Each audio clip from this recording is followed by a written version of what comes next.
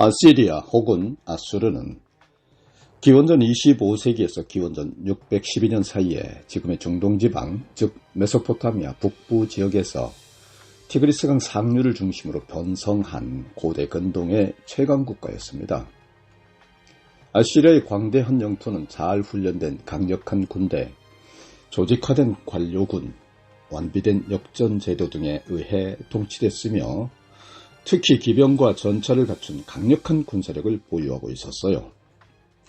그런데 이처럼 강대하던 아시리아는 신바벨론의 나보폴라살과 메디아인의 동맹군의 공격을 받아 BC 612년 수도 니느웨의 함락과 더불어 멸망했습니다. 당시 아시리아의 국력이 막강했기에 아시리아가 신바벨론에게 망하는 것은 다윗과 골리앗의 싸움과 같은 것으로서 아시리아가 신바벨론에게 망하는 것은 의외의 결과였는데요. 그런데 성경은 이 아수르의 멸망을 예언하고 있었어요. 그리고 그 예언대로 아수르는 멸망했습니다. 수도가 니느웨인 아수르의 멸망을 최초로 예언한 선지자는 요나 선지자였는데요. 니느웨 백성들이 요나 선지자의 심판의 예언을 듣고 회개하자 하나님은 심판을 보류하셨다고 성경은 기록하고 있습니다. 여러분, 하나님은 결코 심판을 즐기시는 분이 아니십니다. 그러나 요나 선지자 이후 100년이 흐르자 아수르는 다시 죄악이 쌓여요. 결국 하나님의 심판을 받아 망하게 됩니다. 당시 초강국이던 애굽까지 정복하여 최전성기를 구가하던 아수르는 애굽을 정복한 지 얼마 되지 않아 멸망하고 만 거예요. 역사가들은 아수르 최전성기를 주전 630년경으로 보는데요. 니느웨가 망한 것은 주전 612년이므로 최전성기에서 망하는 데까지 채 30년도 걸리지 않은 것이 이상합니다. 무릇 역사를 주관하시는 분은 하나님이시죠. 하나님이 심판하시면 어떤 강대국이라도 망하는 법이에요. 오늘 그 망하는 이유, 특별히 나라가 망하는 원인에 대해 한번 살펴보려고 합니다. 말씀이 하나님이신 것을 믿으시면 아멘 하시기 바랍니다. 저와 여러분 함께 은혜 나눌 오늘 말씀은 나훔 3장 1절로 11절을 본문으로 한 나라가 망하는 이유입니다. 먼저 막강 아수르가 망한 심층적 원인에 대해서 볼까요? 첫째로 폭력과 잔인함을 들 수 있습니다. 본문 1절 화 있을진저 피의 성이여 그 안에는 거짓이 가득하고 포악이 가득하며 탈취가 떠나지 아니하는도다 했습니다. 당시 니느웨는 피의 성이었습니다. 피는 전쟁을 좋아하고 폭력을 즐겼다는 말이죠. 그 폭력으로 탈취를 일삼은 것이 바로 초강국 아수르 제국의 특징이었어요. 아수르는 실로 아주 잔인한 제국이었습니다. 아수르는 어떤 민족을 정복하면 그중 많은 수를 능지처참하고요. 몇몇은 창에 꿰고 그 외에 가공할 방법으로 무수한 피를 흘렸어요. 아수르 살만 에셀 3세는 다른 나라를 정복할 때 사람들을 학살하고 목을 베어버린 후 그 사람 머리를 피라미드처럼 쌓아서 모두가 보고 두려워 떨게 했습니다. 아수르 어느 왕의 기념비에 있는 문구는 소름이 돋는데요. 나는 귀족들의 껍데기를 벗겼고 3,000명의 포로들을 불태워 죽였다. 나는 한 명의 포로도 남겨두지 않았다. 나는 그들의 손과 발을 자르고 코와 귀를 베어내기도 했다. 수많은 병졸들의 눈을 도려내기도 했고 처녀들을 통째로 굽기도 하였다라고 잔인의 극치를 기록했습니다. 이렇게 폭력을 좋아하고 잔인한 살인을 즐기는 아수르를 결국 하나님이 심판하시는 것을 볼 수가 있는데요. 여러분, 하나님이 노를 바라시면 천지가 찢어집니다. 온 우주가 공포로 숨을 못 쉽니다. 엎드려 죄사함을 간구하는 것 말고는 살 길이 없어요. 두 번째로 거짓에 대해서 들여다봅니다. 본문 1절 중 그 안에는 거짓이 가득하고 라고 했습니다. 니느웨는 그야말로 괴휼, 즉 속임수와 거짓말의 도시였습니다. 특별히 국가 간의 약속은 반드시 지켜야 하는데 아수르 왕은 거짓으로 속이고 무단 점령하는 경우가 많았어요. 열왕기 18장에 보면 아수르는 히스기야 왕 때에 유다를 침략하였다고 했습니다. 그때 히스기야 왕은 항복의 표시로 성전 문의 금까지 다 벗겨서 아수르 왕에게 갖다 바쳤다고 열왕기 하 18장 16절에 기록되어 있죠. 그런데 그 다음 17절을 보게 되면 아수르 왕은 그 모든 조공을 다 받아먹고 물러간 것이 아니라 또 핑계거리를 만들어서 예루살렘을 재차 공격하였다고 했어요. 열왕기하 18장 16절로 17절에 또 그때의 유다왕 히스기야가 여호와의 성전 문의 금과 자기가 모든 기둥에 입힌 금을 벗겨 모두 아수르 왕에게 주었더라. 아수르 왕이 다르단과 랍사리스와 랍사게로 하여금 대군을 거느리고 라기스에서부터 예루살렘으로 가서 히스기야 왕을 치게 하매 그들이 예루살렘으로 올라가니라 했습니다. 여러분, 아수르 왕의 약속은 모두가 속임수였던 거예요. 아하스 왕 때에도 비슷한 일이 일어났었죠. 북이스라엘이 연합군을 만들어 유다를 침략하자 아하스 왕은 아수르 왕에게 도움을 청했어요. 그런데 아수르 왕은 아하스 왕이 바치는 뇌물은 받아먹고요. 돕기는커녕 오히려 아하스를 공격했어요. 완전 뒤통수 대마왕이었던 거죠. 역대하 28장 20절로 21절에 아수르 왕 디글랏빌 레셀이 그에게 이르렀으나 돕지 아니하고 도리어 그를 공격하였더라. 아하스가 여호와의 전과 왕궁과 방백들의 집에서 재물을 가져다가 아수르 왕에게 주었으나 그에게 유익이 없었더라 라고 기록했어요. 이렇게 무수한 거짓말과 속임수를 다 동원하여 다른 나라를 하나하나 정복한 것이 바로 아수르 제국이었어요. 그러나 여러분, 진리의 하나님은 거짓을 싫어하시죠. 또 거짓을 반드시 심판 응징하시죠.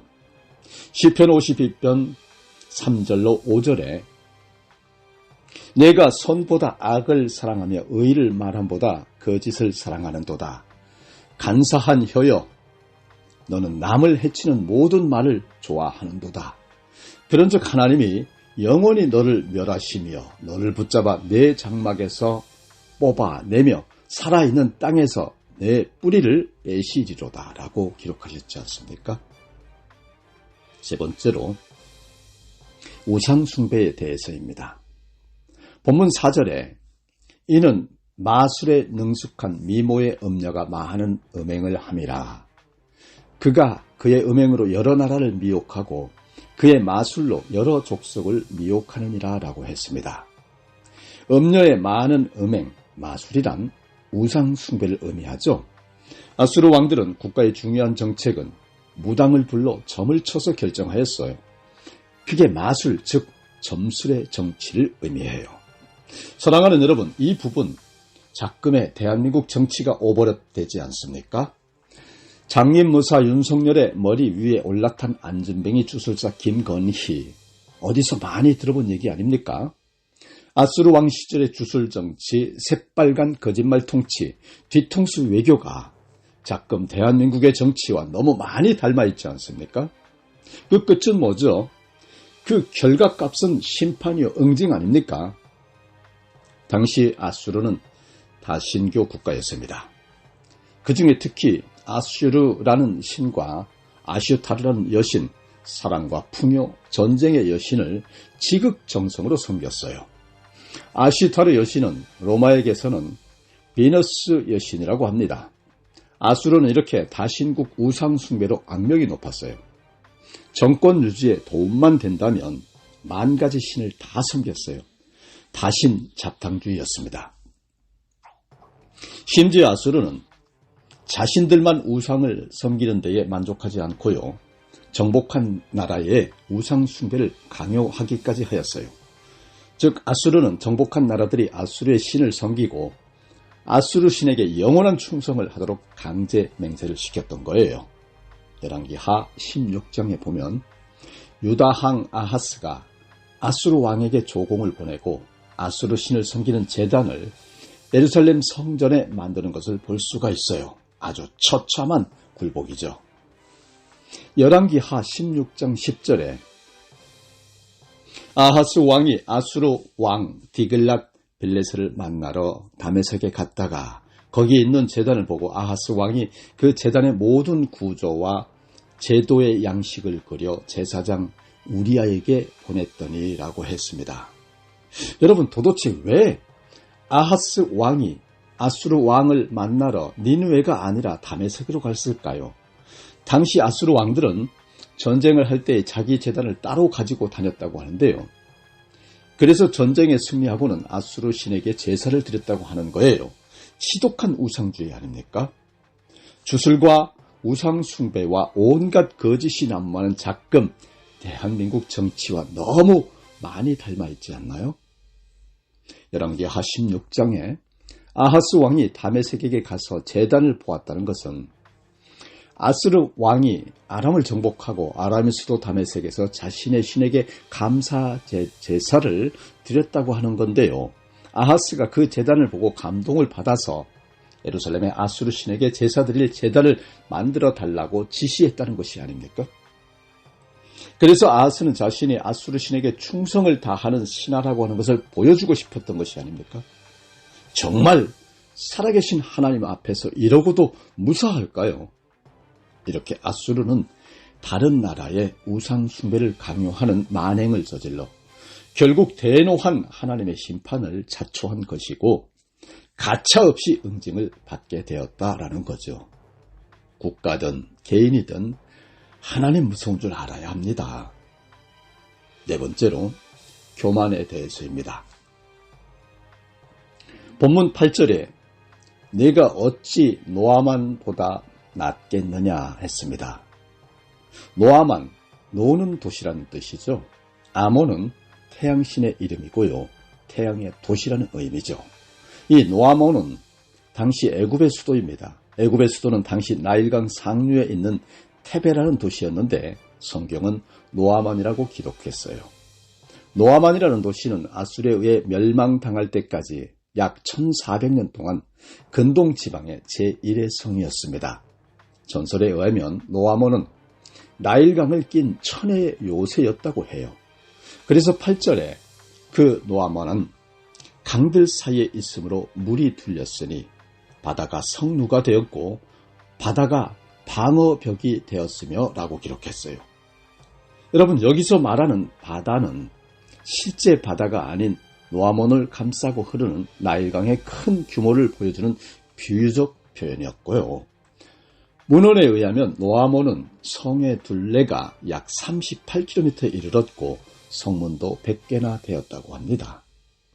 당시의 애굽은 군사적으로도 2만여 대의 병거를 가지고 있었으며 노아문에 들어가려면 수많은 운하를 건너야만 했는데 그것이 어디에 있는지 찾는 것도 쉽지 않다고 해요. 한마디로 난공불락의 성이다 라고 하는 거죠. 그런데 여러분, 그런 천혜의 요새를 자랑하던 노아몬이 아수르의 침략에 망하고 말았습니다. 그러니 아수르는 교만했어요. 천하의 애국도 우리를 당할 수 없는데 누가 감히 니느웨를 넘보겠는가라고 하는 것이 당시의 아수르의 교만이었습니다. 그 교만의 배경에는 아수르 수도 니느웨가 또 천혜의 요새였다는 점이 작용했는데요. 니느웨를 발굴해보니 놀랍게도 니느웨는 여리고 성보다 250배나 큰 성이었어요. 요나서 3장 2절에 니느웨는 사흘 동안 걸을 만큼 하나님 앞에 큰 성읍이었다라고 기록했는데 어마어마했습니다. 그 큰 니느웨 성 사방 13km를 성벽으로 둘러싸았고요. 성벽의 높이는 30m에 달하며 성벽 위에는 4대의 전차가 동시에 달릴 수 있는 넓은 길이 조성되어 있었어요. 또한 성은 매우 깊은 해자, 넓이 42m, 깊이 18m로 둘러싸여 있고 성 내부에는 병영과 무기고 군량 창고 등등이 질서정연하게 배치되어 있었으니 한번 상상해 보세요. 얼마나 압도적이고 웅장한지요. 그래서 아수르 사람들은 니느웨 성을 정복할 나라는 천하에 아무도 없다고 교만했던 거죠. 그럴만하죠. 그러나 여러분, 하나님은 말씀하십니다. 니느웨가 아무리 천혜의 요새이지만 애굽의 노아몬, 테베가 입지적 조건이나 방어시설이 더 좋았음에도 멸망하였는데 노아몬보다 못한 니느웨가 어찌 안 망하고 당하겠느냐, 왜 교만하느냐라고 하는 말씀인 것입니다. 여러분, 하나님이 심판하시면 노아몬도 망하고 니느웨도 결국 망할 수밖에 없다고 하시는 겁니다. 하나님 앞에 감히 어딜 까부느냐 하시는 거예요. 사랑하는 여러분, 니느웨의 교만을 하나님이 가차없이 응징 심판하셨듯이 오늘날 교만한 나라는 하나님이 반드시 심판하신다고 하는 말씀인 것을 믿으시면 아멘 하시기 바랍니다. 2차 대전 때 일본과 독일이 동맹을 맺었었죠. 일본의 도조 히데키 수상이 독일을 방문하여 히틀러의 정예 부대를 사열하였을 때에 히틀러가 도조에게 말했어요. 우리 독일군은 하나님 외에는 무수하는 것이 없는 부대입니다. 라고요. 이때 도조 히데키는 이렇게 대답했습니다. 우리 일본인오군은 하나님도 무수하지 않습니다. 라고요. 여러분, 얼마나 무식하고 교만한 언사입니까? 그렇게 교만하던 일본이 어떻게 됩니까? 리틀보이라는 작은 원자폭탄 2방에 완전히 찢기고 가루가 되어 망하고 말았지 않습니까? 하나님이 교만한 나라, 교만한 지도자, 교만한 국민을 심판하고 응징하시는 것입니다. 명심하세요, 여러분. 하나님 앞에서 교만하면 반드시 망하게 된다고 하는 것을요. 이제 아수르, 니느웨가 망한 직접적 원인에 대해서 한번 살펴봅니다. 핵심은 내전으로 망했다는 사실입니다. 아수르는 아술바니팔이라는 왕이 죽은 후 갑자기 쇠퇴하는데요. 그 이유는 내란이 각지에서 일어났다는 겁니다. 강대국이 망할 때의 공통사항은 내란으로 망하는 경우가 많다라는 것입니다. 바벨론도 내란으로 망했고 중국의 큰 나라들도 대부분 내란으로 망했습니다. 내란이 왜 일어납니까?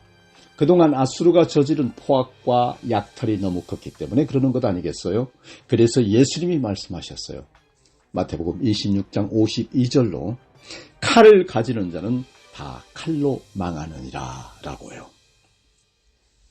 피로 세운 아수르 제국은 피로 망하게 하는 것이라 하나님의 심판의 법칙이요 원칙이었던 것입니다.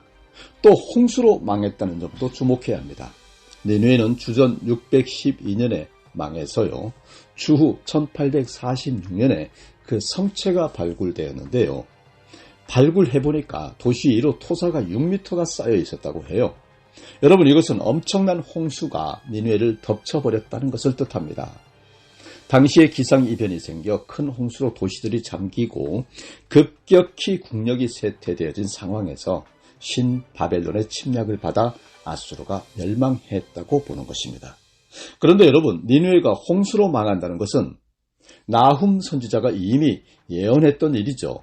나훔 1장 8절에 그가 범람하는 물로 그곳을 진멸하시고 자기 대적들을 흑암으로 쫓아내시리라 했지 않습니까? 천지 만물의 창조자 하나님이 심판을 작정하시니 아무리 튼튼한 니느웨 성이라고 해도 하루아침에 무너졌어요. 하나님이 작정하시니 기상이변으로 폭우가 퍼붓습니다. 그러자 티그리스 강이 홍수가 나서 범람하였어요. 티그리스강 강물을 끌어들여 만든 해자는 니느웨 성을 지켜주는 중요한 강물의 통로였는데요. 홍수가 나자 그 해자는 니느웨 성을 삼켜버리는 수마의 통로가 되었던 거예요. 소름 돋지 않습니까? 하나님의 진노가요.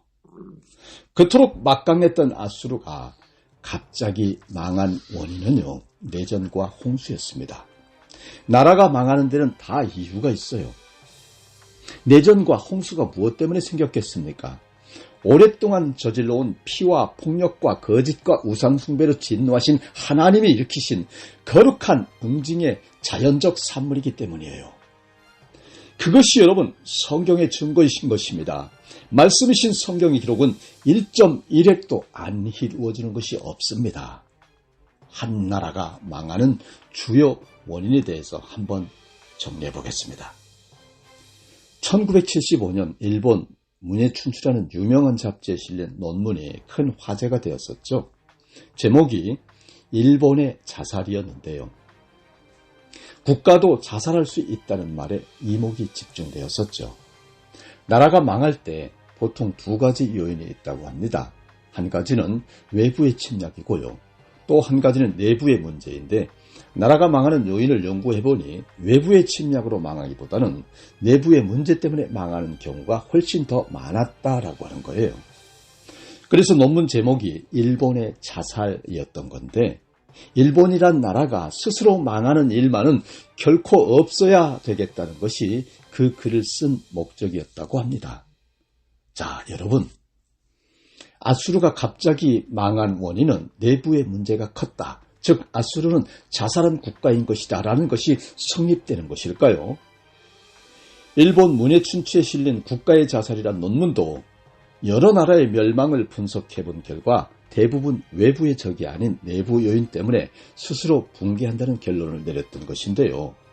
그렇다면 내부 요인을 팩트로 정리하면 무엇일까요? 그 논문은 이기주의와 포퓰리즘이라고 했어요. 이기주의와 포퓰리즘이 극성을 부리면 그 나라는 자살로 간다는 거예요. 대제국 로마도 이기주의와 포퓰리즘 때문에 망했다고 분석했어요. 로마 정치가들은 시민들의 관심을 사려고 공짜로 빵을 주기 시작했죠. 복지 정책이 확대된 거예요. 무료로 빵을 받아 먹으니 시민들이 남아도는 시간이 문제였는데요. 시민들의 심심함을 달래주기 위해서 콜로세움 원형 경기장에선 격투기, 검투사 같은 살인 게임을 구경거리로 만들었어요. 그야말로 먹고 놀자판이 생겨난 거죠. 이 구경거리가 처음 1세기 때는 1년에 93회였는데 그것이 날로 늘어나더니 4세기 무렵엔 무려 1년에 175반이나 살인 서커스가 벌어지는 상황이 발생된 거예요. 결국 대로마 제국은 총체적으로 활력 없는 복지국가와 태만한 레저 사회로 변질되면서 쇠락의 길을 걷게 되었다라는 것이 논문의 핵심 주제예요. 현 시점 자살로 치닫는 전 세계 여러 국가 중 대표적인 게 남미의 아르헨티나죠. 100여 년 전인 1900년대 초만 해도 아르헨티나는 세계 5대 부국으로 불렸어요. 그렇게 잘 나가던 강국 아르헨티나가 1946년 후안 페론 대통령이 등장하면서 마구잡이식 임금 인상을 단행했고요. 무상복지로 터무니없이 마구 누렸어요. 당연히 인기가 있었겠죠. 하지만 그렇게 퍼준 결과 국가 부도가 됐습니다. 대책 없이 선심 퍼주기 정책을 펑펑 세대다가 완전히 쫄딱 망한 거죠. 그 이후 아르헨티나는 IMF 구제금을 22번이나 받고도 경제 회생에 실패하고 자살 국가로 전락하고 만 거예요. 사랑하는 여러분, 자금 우리나라의 현실은 어떤가요? 우리 대한민국의 현상도 한마디로 극단적 이기주의와 포퓰리즘이 난무하는 망해가는 위험 국가라고 여겨지지 않나요? 각 지자체마다 장애인시설, 쓰레기 소각장, 하수처리장, 화장장, 납골당 설치하려면 애를 먹습니다. 결사반대, 사생결단 등등의 무시무시한 폭력적 살인적 언어들을 동원하며 주민들이 죽기 살기로 막습니다. 나만 살고 보자는 극단적 이기주의인 거죠. 발전소를 지어도 전기를 내보낼 송전탑을 건설 못해요. 삼성이 용인에 300조 원을 들여서 반도체 공장을 짓겠다고 했지 않습니까? 그런데 이 공장이 언제 세워질지 몰라요. 사람들이 땅값을 올리려고 땅을 팔지 않거든요. 그래서 4년째 부지조성만 하고 있어요. 그리고 공장을 지어도 언제 가동될지 모릅니다. 가동을 위한 송전탑 건설을 각종 이유를 들어서 결사 반대하고 있기 때문인데요. 아주 요원한 얘기죠. 원자력 발전소도 그래요. 고준위 폐기물 저장소를 만들어야 하는데 아직 국회의원들이 법을 계속 보류시키고 있거든요. 진짜 우리나라를 발전시킬 법안은 이렇게 잠만 자고 있어요. 국회가 극한의 이기주의판이기 때문이죠. 국회의원도 문제이지만 그런 국회의원들을 뽑아주는 국민들도 문제입니다. 나라를 발전시킬 일꾼을 뽑기보다는 그저 돈 몇 푼 주겠다는 국회의원만 뽑아주는 국민들이 아직도 많아요. 얼마나 더 당해야 알아차릴 건지 계속 국민을 우롱하는 위정자들의 개돼지를 자임하고 있는 거예요. 이기주의 국면 때문에 이기주의 국회의원들이 생겨난 겁니다. 우리가 뽑은 거예요. 대한민국 정치 환경, 대한민국 국민들이 만든 거예요. 이게 나라냐고들 하죠. 네, 이게 우리 국민들이 만든 우리나라입니다. 누굴 탓합니까? 한국의 여당, 야당이 싸우는 모습을 보고요. 어느 신문의 칼럼에서 평하길 이조시대 사색당파와 같다고 했습니다. 이조시대 사색당파를 보면 단순히 정책 대결만 한 것이 아니죠. 상대방을 죽이고 감옥에 가두고 자신들만 권력을 독점하려고 죽기 살기로 싸운 것이 사색당파죠. 현재 한국의 정치인들도 권력 독점하려고 죽기 살기로 싸우고 줄 세우고 있지 않습니까? 그래서 현재 한국 정치를 사실상 내전 상태다라고 진단하고 있지 않습니까? 가끔 국회를 보면요. 여당이 뭐라 하면 야당은 무조건 반대하고 야당이 뭐라 하면 여당은 무조건 반대합니다. 미국 국회를 볼까요? 정책 토론을 하다가 중요한 국익이 걸려있는 상황이 생기면 싸우는 것을 즉각 중단합니다. 그런데 대한민국은 그게 안 돼요. 심지어 나라의 안보가 달려있는 문제도 의견이 일치되는 경우가 한 번도 거의 없어요. 기약 없이 계속되는 의사들 파업 보세요. 국민 건강, 국민 생명 따위는 안중에도 없어요. 환자들 치료는 뒷전이고 자기 밥그릇 챙기기만 급급한 의사들, 각 분야별 소위 똑똑하다는 사람들이 보면 더 이기적이고 더 폭력적으로 똘똘 뭉쳐있는 걸 볼 수가 있어요. 지금 현 시점 대한민국의 불떨어진 문제가 무엇일까요? 여러 문제가 있지만 고령화와 인구 감소가 제일 큰 문제죠. 젊은이들이 결혼을 안 해요. 만 19세부터 34세 청년 10명 중 8명은 결혼을 하지 않는다고 합니다. 그런데 문제는 결혼을 해도 아이를 낳지 않는다고 하는 데 있어요. 한국의 출산율이 0.88%입니다. 타의 추종을 불허하는 독보적 세계 1위의 저출산국이에요. 이는 다른 말로 전 세계에서 가장 빨리 지구상에서 사라질 민족이라는 얘기죠. 끔찍하지 않습니까? OECD 회원국 평균이 여성 1명당 1.6명인데요. 한국은 0.08명이에요. 아이 1명도 낳지 않는 가정이 늘어나는 이유가 뭔지 아세요? 돈 때문입니다. 그런데 그보다 더 근본적인 이유가 있어요. 골수에 각인된 이기주의예요. 어릴 때부터 자신만 알고 자신만의 이익을 추구하며 사는 생각, 그렇게 살면서 자신들을 키워온 엄마 아빠 세대들을 보면서 단련되고 학습된 나만 살면 된다 하는 극단적 이기주의 때문이에요. 가끔 현실은 자녀를 위해 부모가 희생하지 않고 부모를 위해 자녀가 절대 희생하지 않는다입니다. 여러분, 이런 문제들을 언급하려면 끝도 없어요. 한마디로 우리나라는 이기주의로 말미암은 노령화의 홍수, 저출산의 홍수, 그로 인한 포퓰리즘의 쓰나미가 덮쳐오고 있거든요. 그런데도 정치인들은 문제를 해결할 생각은 하지 않고 네 당은 죽고 내 당은 살자는 사색당파 내전에만 골 빠지게 몰두하고 있거든요. 사랑하는 여러분, 가끔 대한민국의 이런 현상이 내전과 홍수로 멸망한 아수리의 상황과 무엇이 다릅니까? 우리 그리스도인들은 이런 심각한 현상 앞에 하나님께 회개하고 기도하며 소돔과 고모라를 살릴 10명의 의인이 되도록 힘써야 합니다. 그렇지 않으면 심판과 응징입니다. 하나님의 심판과 응징에 살아남을 나라도 가정도 너도 나도 그 누구도 없습니다. 우리가 그 엄혹한 심판과 응징의 쓰나미를 죽으면 죽으리라 막아서야 할 때입니다. 오늘 말씀을 정리하겠습니다. 망하는 나라는 이유가 있습니다. 첫째로 아수르가 망한 원인 폭력과 잔인함과 거짓과 우상 숭배와 교만이었습니다. 두 번째로 아수르가 망한 원인 내전과 홍수였습니다. 세 번째로 나라가 망하는 주요 원인은 이기주의와 표퓰리즘입니다. 네 번째로 우리나라의 상황에 대입해 볼 때 이기주의와 표퓰리즘의 극대화가 아수르가 망한 것과 데칼코마니처럼 닮아 있습니다. 주술정치, 거짓말 정권, 국정농단, 탄핵, 하야, 당선 무효, 무수한 망언들이 난무하는 우리 조국 대한민국의 망조를 막는 길은 오직 하나, 심판과 응징을 양손에 쥔 하나님 앞에 진실로 참회하고 죄사함과 구원의 은혜를 간구하며 용서해달라고 살려달라고 부르짖고 나아가는 것뿐입니다. 엎드립시다. 살려달라고 기도합시다. 망하지 않게 해달라고 부르짖고 매달립시다. 다 같이 기도하시겠습니다.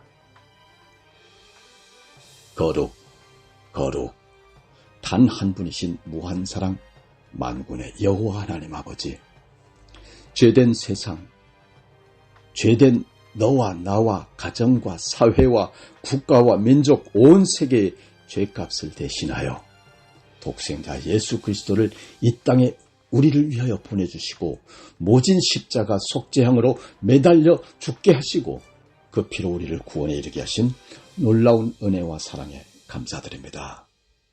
특별히 오늘 구원의 말씀, 나라가 망하는 이유를 통하여 대통령과 영부인과 각계 지도자들 그리고 그들을 선출한 선출 권력인 우리 국민들을 일깨워서 하나님의 분노와 심판과 응징 앞에 말씀으로 바로 서서 망해가는 나라를 구하고 망해가는 뭇백성을 일으켜 세워 무한 사랑 하나님의 죄사함과 구원의 은혜를 받아 새롭게 거듭나 누리는 복된 백성이 되게 하여 주시기를 우리를 영죽을 죄에서 구원하여 주신 구주 메시아 예수 그리스도 이름으로 기도드립니다.